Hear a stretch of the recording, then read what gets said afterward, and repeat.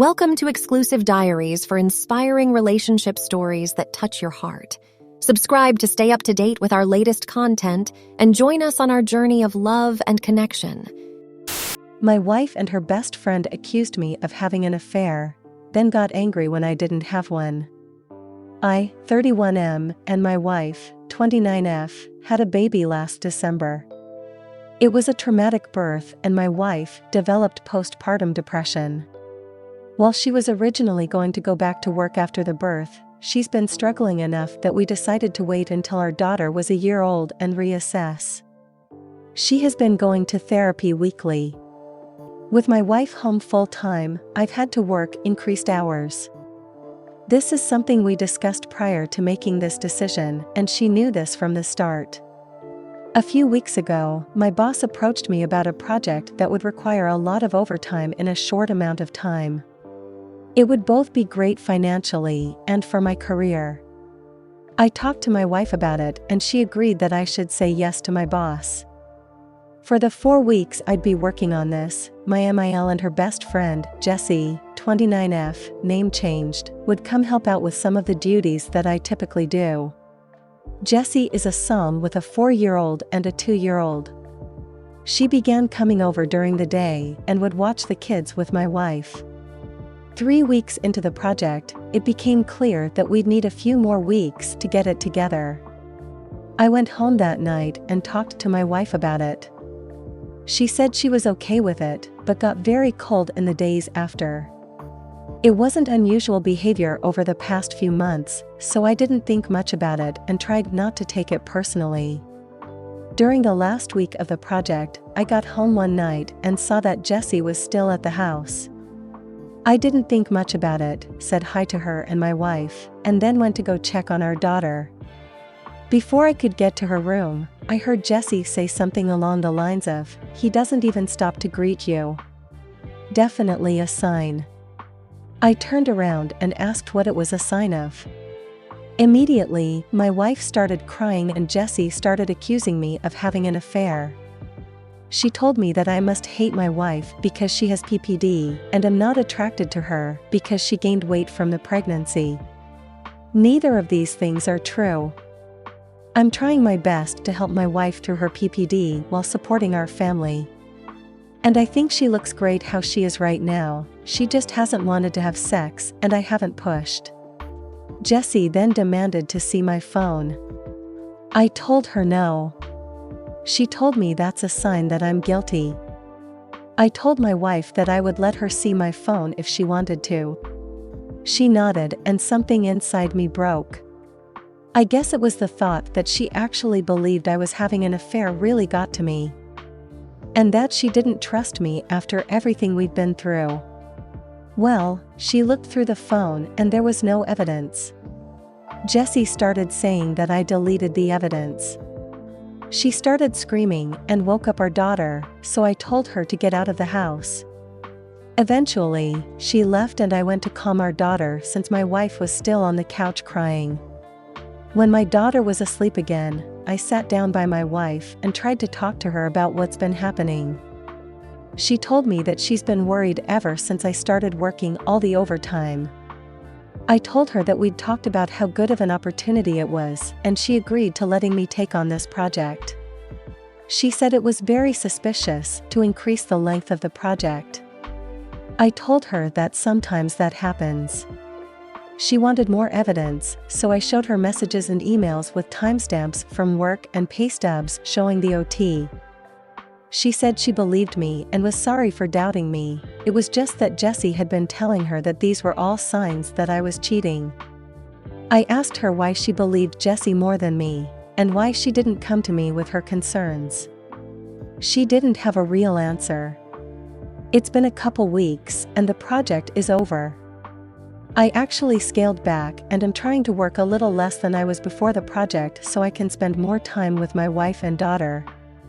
But I feel so burned out trying to do everything and becoming resentful because in the back of my mind, I know that my wife doesn't trust me. I ask myself, what happens the next time I have a project? Or I have to run errands one day? Or if I have a business trip? Am I going to come back every time to accusations that I'm cheating? I've tried bringing it up a couple times, but my wife tells me it's not the time and that she's tired or sad. I try to be mindful of her feelings, but I wonder if that means that I can never have any of my own. I'm not sure what to do here. Any advice for how I can move forward? Update. Thank you to everyone for all of the advice and support on my previous post. I think a lot of you pointed out what should have been obvious, that I need to get a therapist and start looking after my own mental health. A couple people asked for an update, so I'm giving one, but it's not happy. That night I approached my wife and told her that I was going to find a therapist. I didn't connect it to her accusations or anything, just said that I was having a tough time and needed therapy. She shrugged and told me to do whatever. Next day, I got home from work and our room and my home office were ripped apart. Things everywhere. Important papers scattered. I don't see her, but our daughter's in her room crying. My wife left her alone, her cell phone's off. I call my in-laws and a few friends, but no one's seen her. I'm starting to get worried and I call my mom to see if she can babysit while I go out and look for her. Before my mom can get home, my wife gets back. Jesse's driving. Jessie doesn't come in. She hasn't been back in the house since I kicked her out because she was offended by my behavior, but my wife does.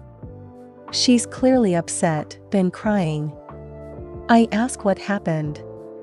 I thought at first the house might have been robbed. She starts screaming at me that I'm being unfaithful and that the therapy is a front so I can meet my mistress. I try to calm her down and tell her that's not true, but she came at me and she hit me. My nose is broken. She kind of realized what she did and sat down on the couch and went comatose, just stared at the wall. I went into my daughter's room and locked the door. Called my mom to tell her what happened. She was already on her way, and my MIL to ask her to come over and take care of my wife. I packed a bag for my daughter, and when my mom got there, we left. My wife didn't even look up. We dropped my daughter off with my dad and then went to urgent care for my nose. I got blood all over my mom's new Subaru. My daughter and I are staying with my parents for a while, and my wife's staying with hers. I am looking into getting a restraining order against Jessie. My wife and I are separating. I love her, but I won't live with someone who hurts me and who could potentially hurt our daughter. I am not going forward with a divorce yet, with the hopes that my wife will get the treatment she needs and we can work things out. My in-laws told me that they're looking at inpatient treatment at a local hospital. But I also have everything well documented in case of an eventual custody battle. My heart's broken because I know this isn't my wife, this is a sickness in her mind.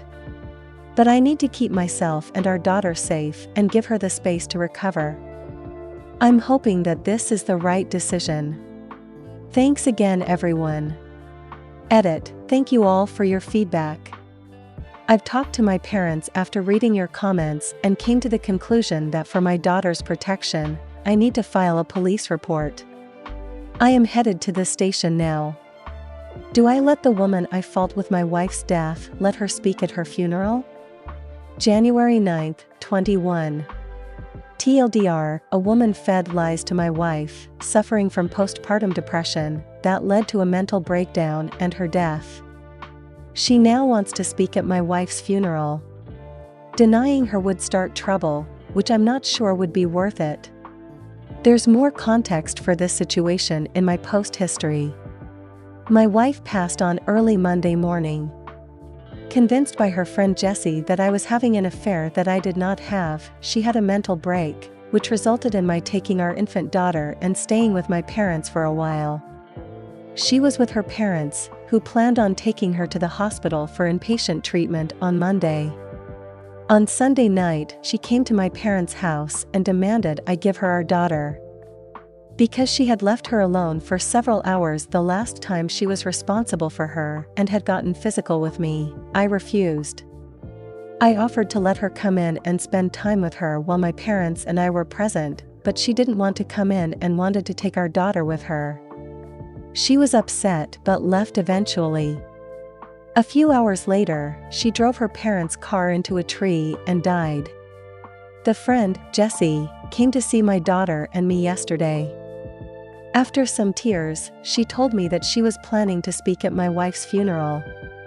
She had already cleared it with my in-laws, but was letting me know as a courtesy. I told her she would not be speaking at the funeral. We fought and she left after telling me that I was an asshole and not the only person who loved my wife. I talked to my in-laws who are adamant that Jessie be allowed to speak. She and my wife knew each other since they were kids, and my in-laws are close to her. We're all very fragile right now, and I fear that pushing this further would hurt my relationship with my in-laws, which I don't want. Still, the thought of seeing Jessie up there at my wife's funeral makes me feel sick. I don't think I can stand to listen to her, knowing that she took joy in my wife's deteriorating mental health and picked up my wife, leaving my daughter home alone. That being said, I don't trust myself to make the best decisions right now. My mind's clouded by grief, guilt, and fear. My parents are split on what to do, and I don't have the energy to reach out to my friends. So I'm coming here again to ask for your advice. Thank you for watching. If you enjoyed the video, hit like. If you would like to see more, feel free to subscribe.